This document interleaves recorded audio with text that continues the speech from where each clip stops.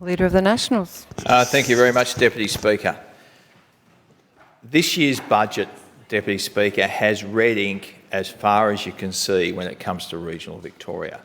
Regional Victoria has been deserted by the Andrews Labor government when it comes to this year's budget, as with other budgets. And that old adage of a city-centric government is just reflected in page after page after page of this particular budget. One of the key things that stands out to me, Acting Speaker, is that under this budget there is now nearly more people in the Premier's own department than there is in what was once the Department of Agriculture. Because it's no longer a department anymore, it is now Agriculture Victoria, which is down the end corridor of a bigger department. So there is actually nearly more people in Premier and Cabinet than there is actually in what was the Department of Agriculture, or now called AgVic. So one would ask, food and fibre sector in Victoria is one of our largest export earners. It's one of our largest employers if you look at the whole supply chain from paddock to plate. Acting Speaker, it is the biggest employer in regional Victoria. There has been budget cuts, there has been staff cuts of over 100 people, particularly in the science side of that department. So the rhetorical question would be, how much value do we get out of having nearly more people in the Department of Premier and Cabinet that shuffle paper, dream up ideas that make it difficult for people, lock us down, close playgrounds, make us wear masks when we didn't need to wear masks. They invent all these rules that make it hard for people in Victoria, compared to scientists, researchers, extension officers that actually help farmers, help our food and fibre producers actually be more productive, manage the environmental issues on their farms better. So, rhetorical question, which do we get value out of? More bureaucrats in Premier and Cabinet, or actually staff in AgVic? And I would say, and the people right across regional Victoria, and particularly the food and fibre sector, would say we get better value out of scientists, researchers and extension officers than we do out of bureaucrats in Premier and Cabinet. So regional Victoria, food and fibre producers, our farmers, most definitely feel deserted by this government, and particularly deserted by their minister. Obviously, the Minister for Agriculture has no sway when it comes to the Budget Expenditure Review Committee in actually getting some good outcomes for her department and for the farmers there. And the same story, and the Minister at the table is shaking his head, the same story goes for Regional Development Victoria, and for global and trade engagement, or trade and global engagement. Again, we are great exporters in this state, but there has been huge cuts to the budget for trade and global engagement. Why, in this unstable world environment, would you actually reduce the resources to trade and global engagement, to the people that actually do the work to help our exporters to earn export income? Why would you actually reduce the money that they have to work with?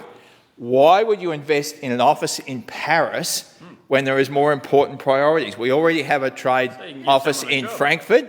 If you are serious about engaging with the EU, if you're actually serious about engaging with the EU, why wouldn't you open one in Brussels, where the European government is? Where the European government is, so you can actually engage with the people there that you have the most impact on.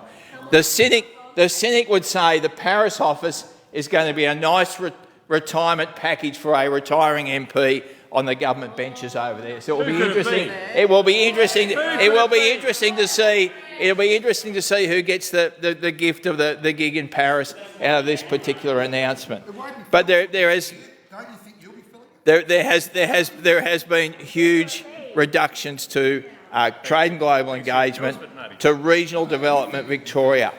Acting Speaker, for Regional Development Victoria, they have had budget cuts of 68% over the last 2 years. Wow. RDV was a core part of actually making sure that regional Victoria thrived, that business was attracted there, that jobs were created, that export revenue was created, and there's been a 68% reduction in their budget over the last 2 years, and staff cuts that go with that particular issue. So again, like the cuts to AgVic, why would you cut the department that actually helps our economy grow, particularly as we recover and rebuild from the 2 years of lockdowns and COVID. So why would you cut that department as well there?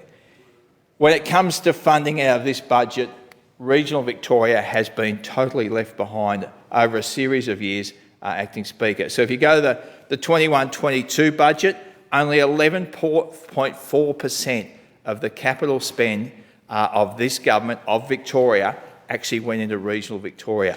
11.4% of the capital spend actually went into regional Victoria. If you look at this year's budget, 22-23, 13% of the capital spend goes into regional Victoria. 25% of the people of Victorians live in regional Victoria, but over the last 2 years they got 13% in this year's budget. They got 11.4% of the capital spend last year. If you break that down by a per capita spend, which is a very good way of looking at it if you're comparing 25% of the population living in regional Victoria and 75% in Melbourne, the capital spend for Melburnians is $15,268 per person. Look at the capital spend for regional Victorians. It is only 7,142%. Basically half the capital spend on infrastructure in regional Victoria there is in Melbourne. So again, come back to the old adage of a city-centric government. It stacks up when you look at the numbers in the budget on the capital expend in regional Victoria. It is so city-centric. And one of the things, Acting Speaker, that drives that disproportionate spend is the mismanagement of capital projects in Melbourne. $28 billion now, $28 billion and counting on the overrun on capital projects here in Melbourne. $28 billion. If you think about what that would do in any community, that is 28 brand new, what was the Royal Children's Hospital, which cost $1 billion. You could build that 28 times over with the overrun on capital projects here in Melbourne. You could build the Mildura Hospital, you could build the Warragul Hospital, you could build the Melton Hospital. You could basically give every major town in regional Victoria a new hospital with the $28 billion and have changed in the cost overruns on the project here in Melbourne. So an absolute blight on this particular government around that. The Country Roads and Bridges program, which was cut a number of years ago, has still not been reinstated. That program that gave each of the country councils basically $1 million a year across the 4 years when we were in government, actually was the best program going for local government because they could actually plan, they could do their road maintenance plans, they could do their bridge replacements because they knew they had money every year. That is one of the cuts that was done a number of years ago that has not been reinstated. No doubt, as the member for Euroa, the Shadow Minister for Roads, will talk about, there's been a huge cut in the road maintenance budget, 28% across the last 2 years, $240 million taken out of the road maintenance budget over the last 2 years. I don't know, Acting Speaker, how often you drive into regional Victoria, but if you do, make sure you take 2 spare wheels, not 1, because there's every chance that you will damage a tyre or damage a rim when you hit the major potholes that you find across regional Victoria. So, Acting Speaker, there's been that huge cut to road maintenance in regional Victoria, even though the government likes to spin that it actually isn't that the case. And for $5 million, if it was in the budget, Acting Speaker, to match the Commonwealth's $5 million, we would have actually got the business case to finish Murray Basin Rail that would have helped put more freight on trains and less on the roads, which would go back to that issue around the roads into the future. One of the issues we've talked about in this place a lot, Acting Speaker, is the Country Fire Authority and the damage that the Andrews government has done to the Country Fire Authority now over 2 terms of government. Absolutely gutted it, absolutely destroyed the CFA, a volunteer organisation that started after the Second World War that has kept our communities safe from bushfires over that particular period of time. But if you actually go to the budget papers, Acting Speaker, the Andrews Labor government is collecting approximately $800 million out of the fire services levy in Victoria. In the budget papers, there is $7.16 million in new capital spending for the CFA. $800 million being collected over here, $7.16 million being spent back on the CFA in capital expenditure there. In my electorate alone, the Leachville Fire Station has needed upgrading for literally decades. There was money announced 2 years ago, but it's not going to be done until about 2024, so that's on the never, never. The Rochester Fire Station has desperately needed to be done now for about the same amount of time. That is actually on the never, because it's not in this particular budget. And the community of Appin South, one that I think desperately needs a fire station. Again, nothing in this budget. So the Andrews Labor government collecting $800 million from property owners right around Victoria, but only putting $7.6 million back into capital spend for the CFA there. One of the things that we want to see is actually the CFA returned to a volunteer-only organisation that has its own management and its own staff, so that we can actually rebuild that organisation, we can rebuild morale in that organisation rather than the way the Andrews government has actually destroyed it. One of the last things I want to touch on, Acting Speaker, is the integrity bodies of Victoria and the funding for them. So the Independent Broad-Based Anti-Corruption Commission, something that was set up when the Liberals and Nationals were last in government, something that was desperately needed here in Victoria, something that we actually set up, something that we funded appropriately, something that we actually gave operating rules to, that they could actually track down and root out corruption in this particular state here, something that the Andrews government nobbled with legislative change when they came in, but they have actually nobbled them even more by actually reducing the funding they have. And we would have seen the recent comments about the demands from IBAC for appropriate funding and rules so they can actually do their job better.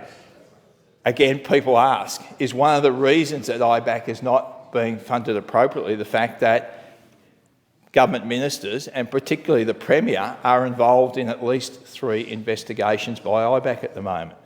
The rhetorical question again is the Andrews Labor government actually making sure that IBAC is not funded appropriately, so that they can't do their job, so they actually can't hold the Andrews government and their ministers, and particularly hold the Premier to account for the things that have gone wrong under this watch, from the red shirts to the issues with the United Firefighters Union and the CFA. There is all the issues of how the Labor Party managed staff in their offices and the interaction between Labor Party business and parliamentary business. It is taxpayers' money, but the Andrews Labor government, and particularly the Premier, seem to think it's their money. It's their plaything. The thing that happens to governments that start to show disrespect to the voters is that ultimately they will be held to account, because the voters are not silly. They will realise that the Andrews Labor government think the Treasury benches, the opportunity, the privilege to govern is theirs for the taking, and no one else should interfere with it. So IBAC needs more funding. It hasn't been funded appropriately in the budget, and the Ombudsman's office is the same, Acting Speaker. The Ombudsman's office, Deborah Glass does a fantastic job as the Ombudsman. Again, needs more resources, needs more funding, so that she and her team can actually do the job that they need to do to make sure that we have the checks and balances, and the government of the day, the executive government, is actually held to account. The third body that needs more funding is the Parliamentary Budget Office, Acting Speaker.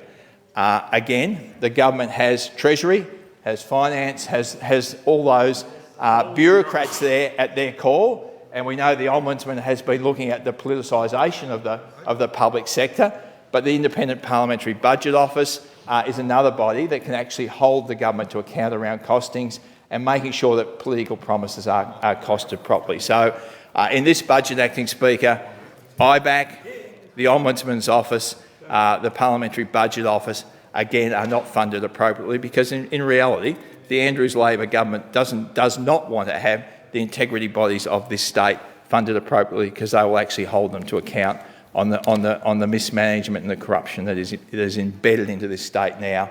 And as I said, like the Ombudsman has said, the politicisation of the public sector here in Victoria, where you actually have to be a Labor mate to get a job, to do something, because it is the whole issue of nepotism is alive and well with the Andrews Labor government.